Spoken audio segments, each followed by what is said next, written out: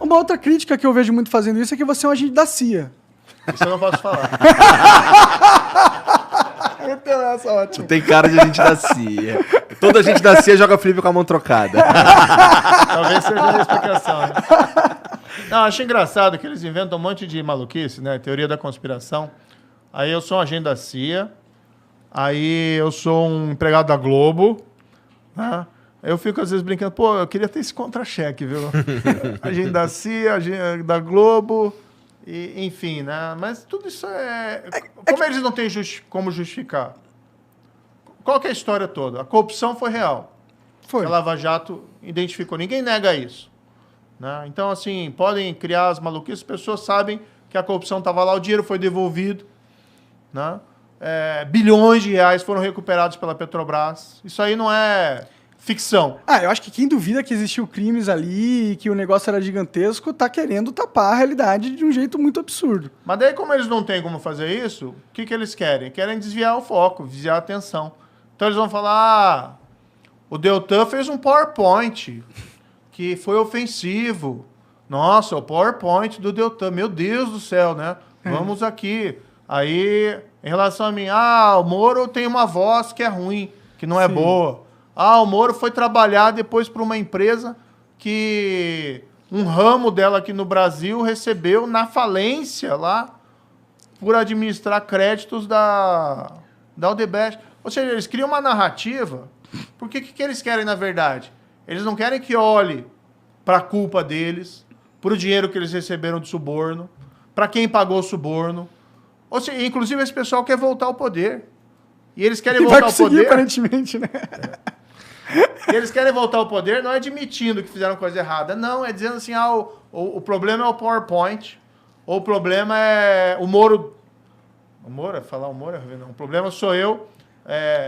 Cara, 4 anos depois de largar o trabalho de juiz, ter ido arrumar um emprego numa empresa de consultoria internacional sem trabalhar para as empresas envolvidas na Lava Jato. Eu acho que a maior crítica a você mesmo, que rola e que eu acho que é a mais efetiva, vamos dizer assim, são as questões da Lava Jato, né? Das mensagens e tal. Das mensagens. Sim, eu acho que é o que mais eles usam hoje em dia, eu vejo, entendeu? Tipo, eles falam que... e eles ainda tentam usar isso pra inocentar o Lula de alguma forma, tá ligado? Tipo, você viu que inocentaram o Lula? Não inocentaram o Lula, não foi isso que aconteceu, né? Eles... Só tiveram que recomeçar a investigação e o Deltan falou que tem muita coisa ali que só não dá pra pegar de novo pra começar outro processo, até por várias razões. Tipo, processo se recomeçar agora, até ele se resolver, muita coisa já se perdeu e tudo mais. Né? Mas assim, em relação à Lava Jato, teve muitas críticas também em relação a como ela se desdobrou. Por exemplo, o lance das não sei o que coercitivas, o lance prisões coercitivas. Não, é da condução coercitiva. É verdade, desculpa. O lance de uns vazamentos, assim, não é nem vazamento, mas de... Teve o vazamento de áudios, né? Remover o sigilo de determinadas coisas, como da ligação da Dilma lá pro Lula e tudo mais. Essas críticas aí que são feitas, aí trazem a mim a seguinte pergunta. Dava para fazer isso de um jeito que a gente conseguisse eliminar todas essas críticas? Por exemplo, existia um jeito menos... que armasse menos os inimigos políticos? Não dava, porque na verdade você tem que entender o seguinte. Se não fossem essas críticas, iam ser outras. Tá? É a história que eu falei aqui do PowerPoint. Esqueça a corrupção. Esqueça que o Lula foi condenado em primeira instância por mim, eu dei a sentença. Esqueça que a sentença foi confirmada pelo tribunal em Porto Alegre, por 3 magistrados, 3 juízes profissionais. Esqueça que depois essa mesma sentença foi confirmada em Brasília, pelo tal do STJ, Superior Tribunal de Justiça, por outros 5 juízes. O que interessa não é a corrupção confirmada ali em 3 instâncias. É dizer que a sentença foi dada por mim, que supostamente estaria... Trocando mensagem com os promotores. Trocando mensagem, não tem nada ali. Ninguém fala assim, a mensagem... Isso aí virou uma lenda, né? Tá, você vai olhar as mensagens lá. O que tem nas mensagens? Tem alguém fraudando prova? Não. Tem alguém ocultando prova que o Lula era inocente lá das acusações? Não tem. Tem alguém combinando alguma coisa ilícita. Né? Tem alguém falando assim, ó, vamos fazer isso para prejudicar não sei quem, vamos fazer isso para enganar não sei quem. Não tem nada disso. O que eles pegam é uma narrativa, criam lá uma fantasia, por que eles querem esquecer? Querem esquecer, por exemplo, que o Lula tinha um sítio, que ele ia toda hora, tinha lá pedalinho, o nome dos netos dele, tinha lá almofada, ele dormia lá dentro do quarto principal, como se fosse dono, o sítio estava em nome de outra pessoa, tá? E foram lá Odebrecht, OS, reformar o sítio dele, gastaram lá centenas de milhares de reais, por exemplo. E qual que é a explicação? Você já ouviu alguma explicação do Lula sobre isso? Não, mas assim, eu também percebo, e você vai me desculpar, Tá. mas assim, eu entendo, eu acredito, eu pessoalmente, Sim. eu acredito que o Lula tá enrolado com o triplex, eu acredito que ele tá enrolado com o sítio, mas não tem o batom na cueca, como diria o Boechat, ou tem? Tipo, Olha, como é que a gente liga ele de forma irrefutável? Não dá, né? A gente imagina. Ô Igor, vamos colocar o seguinte, o que é a Operação Lava Jato revelou, tá? Que pegavam a Petrobras, os cargos lá de diretores, que nomeavam os diretores da Petrobras, e os diretores estavam lá com uma missão, arrecadar suborno das empreiteiras que tinham contratos com a Petrobras. Para quem que ia esse suborno? Tá? A ideia originária era que esse suborno fosse para os partidos, para financiamento ilegal, tá, de eleições, e fosse para enriquecimento ilícito dos políticos. E aí você tem, segundo lá está nos autos, as condenações, segundo lá declararam os colaboradores, os criminosos arrependidos, ia lá principalmente para o PT, para o PP, para o PMDB, mas tinha outros partidos também que receberam, políticos ali que receberam. Tá? Isso está na sentença, isso tem documento, não é só palavra de colaborador, está tudo lá documentado. Isso aconteceu por uns 10 anos. Durante qual governo? Governo do Lula, do PT. E foi ainda parte do governo da Dilma. Diretores nomeados por quem? Diretores nomeados pelo Lula. Tá?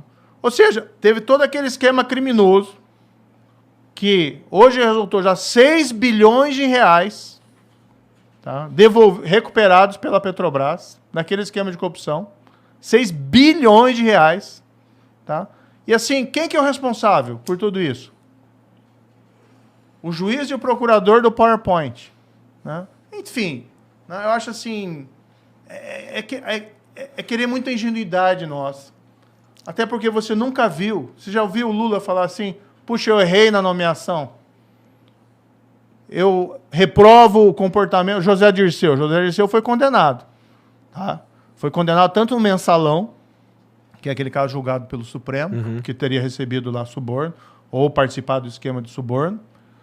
Foi condenado na Operação Lava Jato. Foi descoberto lá que tinha um dos diretores da Petrobras, tá, que parte do suborno encaminhava para ele, tá?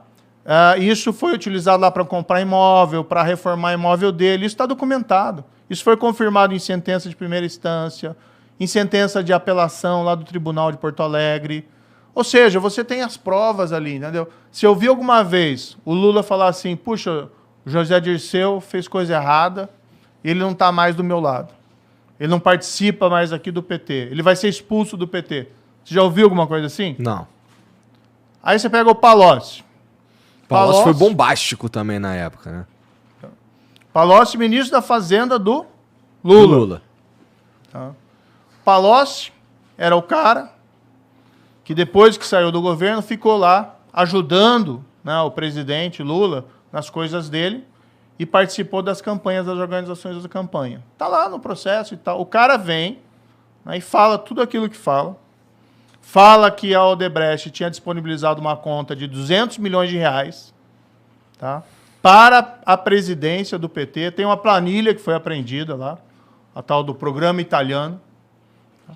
Fala tudo aquilo, é condenado, está provado, tal. Assim, todo mundo no entorno envolvido em corrupção. Você ouviu alguma vez o Lula falar alguma coisa de algum dessas pessoas? Nunca.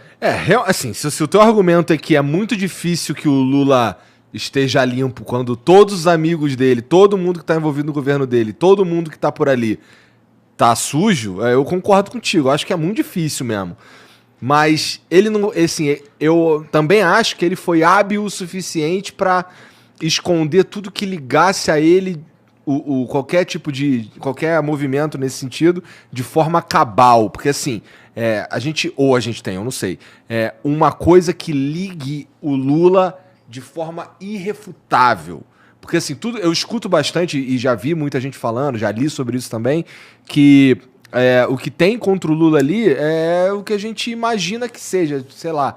Por exemplo, tem toda a cara de ser do Lula, mas, porra, não tem nada que realmente ligue ele a essa mas, porra. Igor, como é que você explica que as empreiteiras, OAS... Eu acho que ele tá sujo, só pra... Como é que você explica que a OAS e a Odebrecht, o sítio que o Lula frequenta, elas vão lá e reformam o sítio, gastam, mas não é uma reforminha. Né? A minha reforma, se eu reformo meu apartamento, aí é uma coisinha lá que eu gasto, sei lá, 5 mil reais, 10 mil reais. Se for minha esposa, vai gastar mais. Né?